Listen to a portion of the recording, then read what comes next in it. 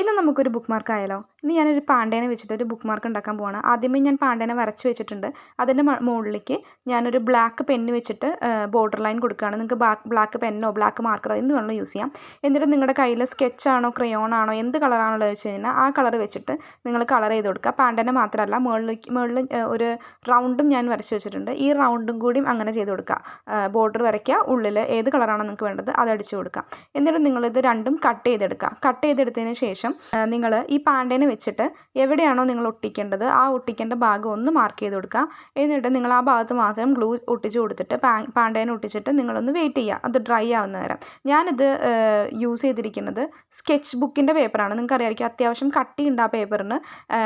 നിങ്ങൾ നോർമൽ ബുക്കിൻ്റെ പേപ്പറാണ് എടുക്കണമെന്ന് വെച്ചിട്ടുണ്ടെങ്കിൽ കുറച്ച് കട്ടി കിട്ടാൻ വേണ്ടി ഒരു പേപ്പറും കൂടി ഒട്ടിച്ച് കൊടുത്താൽ കുറച്ചും കൂടി നന്നായിരിക്കും. ഞാനിപ്പോൾ ഈ പേപ്പർ ആയതും കൊണ്ട് ഒന്നെടുത്തിട്ടുള്ളൂ.